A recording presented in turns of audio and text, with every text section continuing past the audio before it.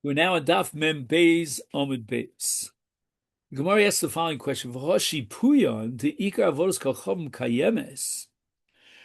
What happens over here that if you take chips off this tree of this Asherah tree that was worshipped by the idol, and the tree itself remains intact, just that you took off chips, ukitani, and yet the brisa on Mem Beis teaches us, Mem Beis Omid Aleph, that litzarcha he asur v'shviyah b'ptarim. That if the reason why the guy shaved off these chips from the Asherah was because it was litzarka, right, for the benefit of the idol, he beautified the idol, then the halacha is that the idol itself is remains asura, just that the chips, the shipuyim, are already disconnected from the idol, and therefore they're mutter. But in any event, you see that there is bittul, even if the main part of the idol still remains intact. And the answers Rav Huna Breid Rabbi Shuamar lefisha ein avodas kachom b'teila derech dilasa. If what happened is a result of the natural growth of the idol, in this case of the tree, then that which falls from the Asherah is asur. Because it's all part of the calculation of worshiping. You worship the tree and the foliage that you anticipate will fall from the tree in a natural way. So that's considered like an outgrowth, an extension of the tree itself, and it's asur. Now, at this point, things get switched around. Until now, Rav Yochanan was on the offensive, Reish Lakish on the defense, and now Reish Lakish is going to take the offensive and raise objections against Rav Yochanan. Eisvei Rav Shimon Lakish Rav Yochanan. We have a Mishnah in Masechet Me'ilah.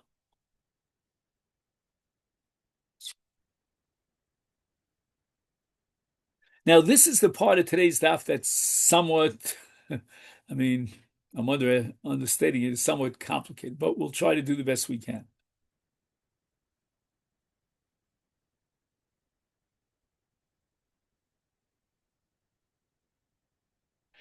Kan or Ken Shevarosha Ilun Shel Hegdesh. So we're going to have two different trees. The first tree was Hegdesh. In other words, the owner of the tree was Magdashit. He was makna it to Hegdesh. And if anyone benefits from this tree, he violates the Isur Me'ilah, and he's chayv a korban Me'ilah. But now, a bird came along and set up its nest on the top of this Hegdesh tree. Lo nanim v'lo ma'al. There's a stira mineu be. The Mishnah seems to contradict itself from one to the next. Lo nanim means it's also about Noah. So let's say you want to take the wood from the nest. Again, you have to get it down from the top of the tree, but you get it down and you use it for fuel, to add to your campfire. You're not allowed to do that. That seems to indicate that the ken was made of pieces from the tree. The bird didn't fly over to there to start, hopping around on the ground and start gathering together twigs to make its nest. It broke off pieces from the elan. No, as then it says v'lo mal, but there's no me'ilah. I don't get it. If Hegdesh possesses not only the elan, but also the nest, the kain, because it was made from the elan, then there should be me'ilah. Now, to complicate matters, and I never saw this in my life, this is so shocking to me, that sometimes you see in a Gemara, the Gemara makes a tzushtel. It goes from A to B and C. That's the nature of Talmud Bavli. I never thought it was typical of the Mishnah. But this Mishnah Me'ila all of a sudden jumps to the laws of Avoda Zara. And once again, you have a tree, which is an Asherah tree that was worshipped. And there's a nest that the bird set up on the top of the tree. Is Yatiz Bekana. He's allowed to take a stick, a long stick, and he's not allowed to climb the Elon because that would be benefiting from Avodah Zara, but he's allowed to take a stick and, push off the nest from the top of the tree and take the nest for himself and benefit from it. Like we said, there was no Me'ila, although again there was an Isra Anah, but there was no Me'ila. And here also there's no violation of Avodas Kochavim. Maybe the implication is that the nest was made from twigs from another tree. So kasalka could go just shove from imenu eitzim. The Gemara now in the Havmina thinks that there's no question about it that the twigs that made up this nest that was constructed by the bird, were from the Asherah itself, or from the Hegdesh itself in the first case. Very fascinating Mishnah that combines the laws of Hegdesh with the laws of Avodah Zarah. And yet it says that he's allowed to take a stick and knock off the nest from the top, and it's mutabano. Take the nest and use the twigs as firewood.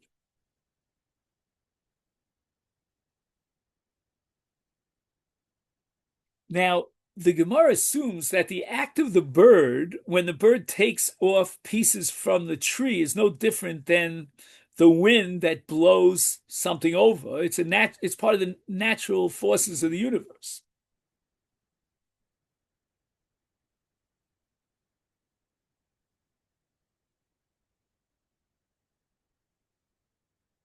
Why is it then mutar ba'ana? This is like the case of tzlomim shenishtabru me'alehem. In other words, he didn't actually break it off. Here also, he didn't actually break off the pieces of the twigs from this Asherah tree from which she built the nest. And therefore, according to Rabbi Yochanan, the halacha is that it should be awesome, because any kind of bittul through nature does not qualify as bittul. And here the bird is doing an act of bittul as a natural force. The Gemara says, No,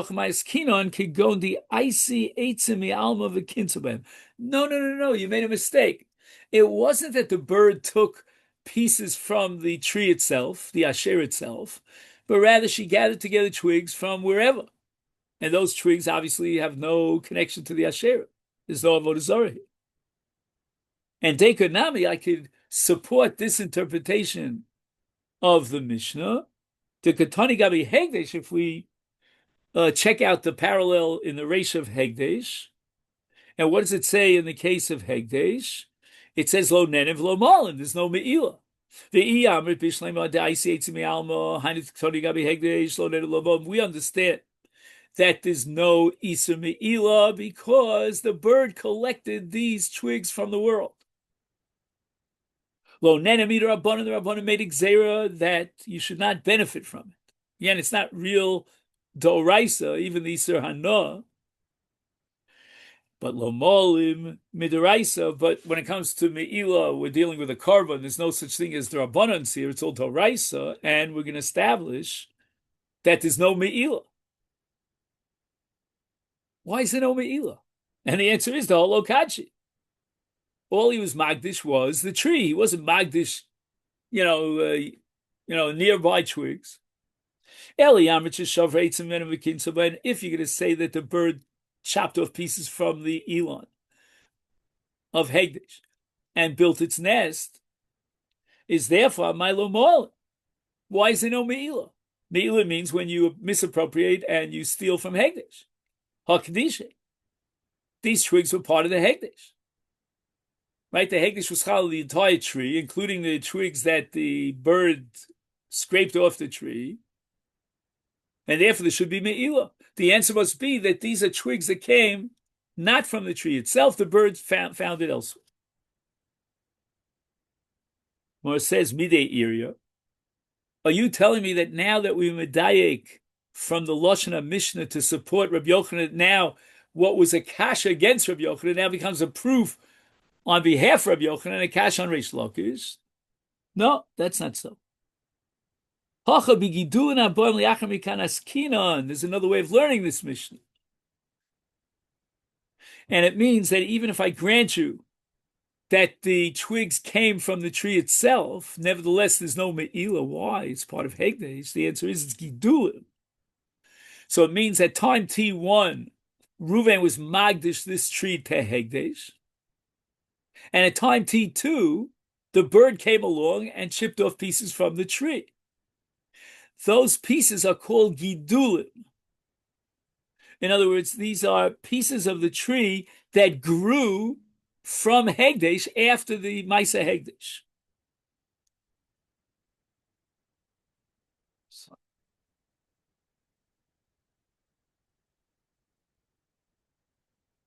I'll call you right back. I'm finishing a shir. Sorry.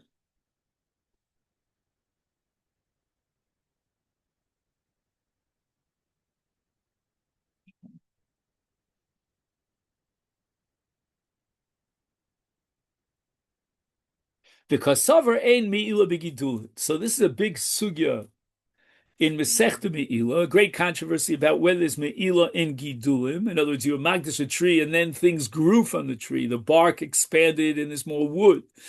The leaves grew, the apples grew, everything grew. And the question is whether Gidule Hegdesh, Asurim ke Hegdesh, do they have the same din as Hegdesh? And this particular Mishnah reflects the Shita that Gidulim are not Hegdesh. And therefore, even if the bird took parts of the tree, those parts of the tree are called Gidulim. They grew subsequent to the Maisa Hegdesh of the original owner, and therefore their mutter, there's no Me'il. Again, you have to ask yourself the question, then why is it Asur Behana? The Rabbanan made a Gzera, apparently because, he might take parts of the tree that were in existence before the Hegdesh. Rabbi Avoda Amar Rabbi Yochanan, he wants to give another answer, but this time in the name of Rabbi Yochanan himself. We've been trying to defend Rabbi Yochanan, but what did Rabbi Yochanan himself do with this Mishnah? My yatiz, what does the Mishnah have in mind? That you're allowed to take this stick and reach up to the nest and bring it down. Yatiz befrochin. Okay, he is knocking it down not because he wants to use the wood, but because he wants the little chickies that are in the nest. And the chickies don't have the status of the Asherah tree or the Hegdesh tree. I'm going to explain to you what this interpretation of Yochanan referring to these chickies is. Kan v'kan mutarim, and it applies both in the case of the Hegdesh tree and in the case of the Asherah tree. But that's only because of the Afrochim. The Afrochim could live and survive even without the nest of Hegdesh or the nest of the Asherah tree. But Bebeitzim, if he wants to take the eggs, Kan v'kan Asurim, both in the case of Hegdesh and in the case of Asherah, it's Asur. And the reason for that is because the Beitzim actually need the nest to survive, and therefore they're considered like an extension of the nest. He writes here on the bottom that it's only D'Rabbanan, that D'Rabbanan prohibited the eggs like the tree because they require the tree for their survival. If you have these young chicks that still depend on their mother, they can't live on their own, so they need, they desperately need the tree for their survival, then they have the same din as beitzim, and it's us. Okay, this leads us to the Mishnah. Now, by introduction to the Mishnah, the Torah says, L'sasin iti, you should not make images. We don't create images that look like the celestial spheres because the idolaters used to worship the celestial spheres. That's called Akum. Akum means Ove Kochom Mazolos. But not only that, sometimes what they would do is they would etch out an image of one of the celestial spheres onto a utensil. Like today, we do it for aesthetic purposes, but then they did it for idolatrous purposes. So therefore, Motzi Kalim, if you find utensils of the idolaters, you don't know if they were worshipped or not. V'aleim tzuras chama, tzuras levana, tzuras drakon. If you find etched into these kalim that you found from the idolaters images of the celestial spheres, the sun, the moon, and the stars, or the dragon, because the dragon was the classic Avoda Zara. So in all these cases, Yolicham Liam Hamelach, don't even think of using them, get rid of them, throw them into the sea, into the Dead Sea. Hopefully no one will pick it up because there were no ships that traveled on the Dead Sea. Rav Shimon Gamliel Omer, he says, Sha'al ha'mechubadim asurim, sha'al ha'mevuzim mutarim. So the different types of kalim, according to Rabbi Shimon Gamliel, and there are certain kalim that are more dignified and others that are, they're just common kalim. If it's more dignified, then it's also. The Gemara is going to try and analyze Rabbi Shimon Gamliel. L'meimer de lehevi hu de polchi lehu lemidi achrini lo. Are you telling me that the idolaters only worship these figures, the sun, the moon, the stars, and the dragon? Uramidi, I'll ask you a kasha from a Mishnah.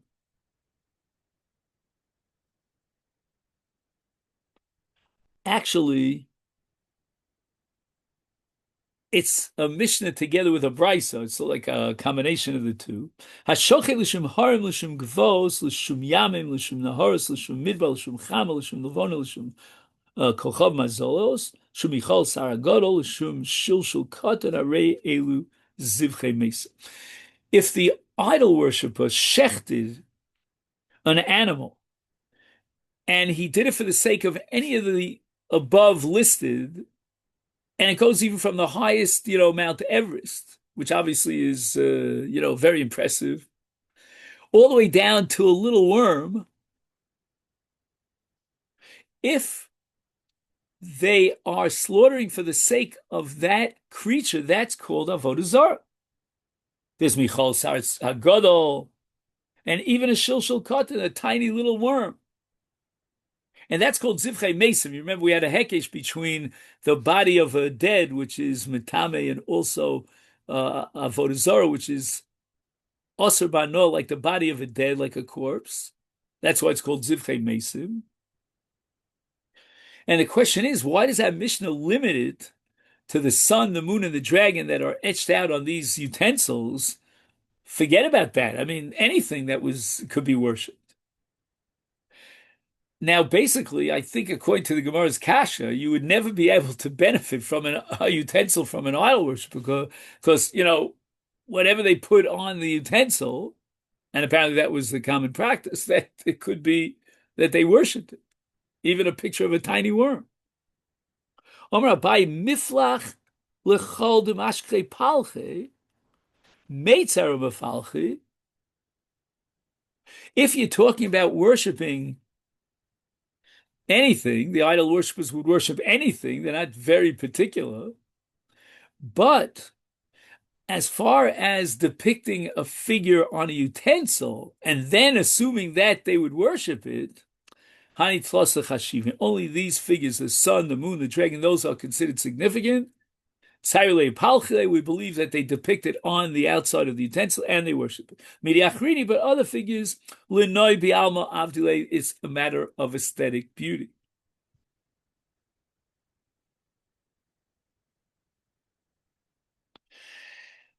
Menaket Rav Sheshes Chumri Masnoi. So Vitani, Rav Sheshes would very often, that was his spets. He would collect difficult mishnayos or difficult brisos that we couldn't figure out, and he would decipher them. Okay, so now the balance of today's daf, which we don't have that much time, but we'll try to do whatever we can, is a particularly ambiguous brisa. with many parts to it, and the expert at taking apart and deciphering a difficult brisa was Rav Sheshes, which he's going to now go to action. Kol hamazolos mutarim chutz mimazal chama ulevana. As if to say you could make depictions of any celestial sphere with the exception of the sun and the moon.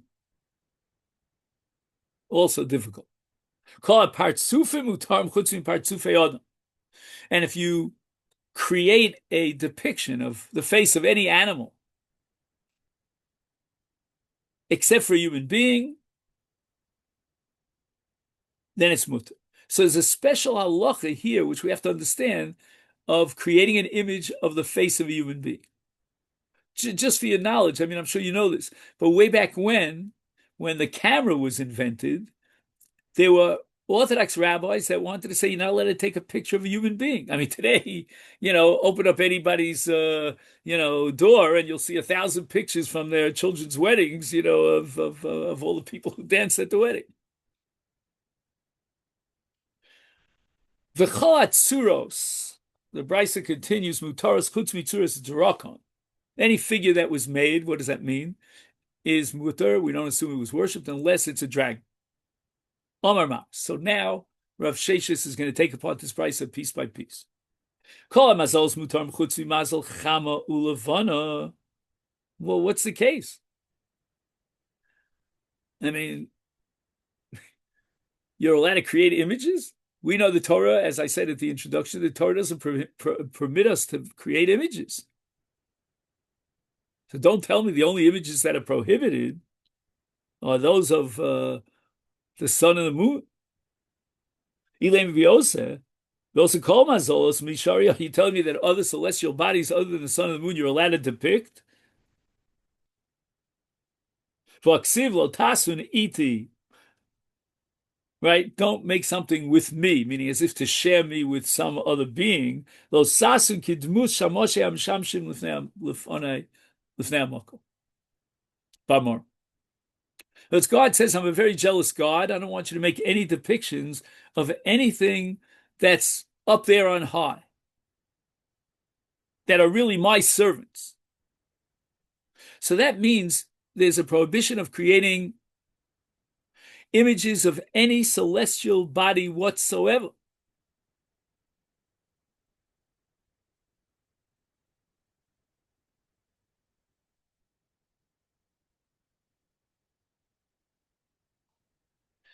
When a Jew goes to art classes and they teach him art, one of the things they teach him is how to make images and depict, all the celestial beings.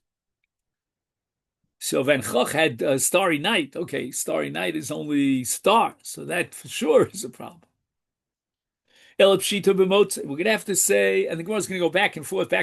So don't think we've, completely left behind the possibility of its asiya. But now the Gemara is talking about b'motzi. You found these objects, and these were utensils or maybe even artwork that had depictions of celestial bodies. So you found a utensil that is adorned with the representation of a celestial body other than the sun and the moon. He's allowed to benefit from it. Ukidisnan, because hamotzi kelim v'aleim tzuras chama tzuras levana tzuras darakan yolicham yamel. When do we assume that these depictions on a utensil that you found from an idolater were used for worship? That's only the sun, the moon, and the dragon. Other celestials, that was for aesthetic purposes. Fact the Gemara, that can't be Ibr. If you're talking about a case where we found an object and he has these depictions on the object, so let's look at the middle clause of the Bryce. It says, Kol partzufos mutarim chutz mi parts of adam. Ibr. If you found utensils that have depictions of faces other than human faces, then it's mutar. Parts of adam yosser. But if you found a utensil that had an image of a human being, a human face, then it's prohibited. That can't be. But Tanan, we have a mission that says, "Amotzi kelim v'aleim tzuras chamel v'tzuras v'ada tzuras turakon yolichal me'ad tzuras turakon in." The implication is that only because it had the picture of a dragon, that's why you have to get rid of it. It's also about no, you take it to the Yamamel. But parts of Adam, lo. But if he found the utensil adorned with a person's face, there's no prohibition. Elapshit, we have to go back to Biosa. That he's making depictions of faces. And you're telling me that you're permitted to make depictions of any face as long as it's not a human face. How could that be? We had the Bryce of Lo Sasun Itil Sasu Kidmus Shamoshi, which includes all celestial spheres. Kid Rav Huna Braid Rav. I'll give you the answer that the Bryce reflects the Shita of Huna Braid Rav Yoshua, who says that you're not allowed to depict the human face. And Lo Sasun Iti means don't make a depiction like my image, capital M, my image. So one is prohibited to depict the face of a human being who's made in the image of God. What are we going to do with the last part of the Bryce that says, Kol aturos mutaros chutz mitzuras drakon ve'ibiose tzuras drakon miyaser. Right? If you're talking about making a figure of a dragon, is that prohibited? Don't make images of my servants who serve me on high.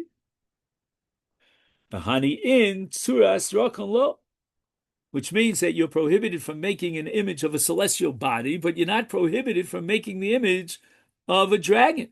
So the brisa that prohibits the figure of a dragon cannot be referring to creating such a thing. Elapshita de motze. Now we have to go back to the assumption of motze. Kidisnan hamotzi kelim aleim tzuras chamon. Okay, so we're in the middle of a sugya of analyzing the brisa. We'll stop here, and Mr. Shem will pick this up at noon tomorrow, if that's okay. Great. So have a great day.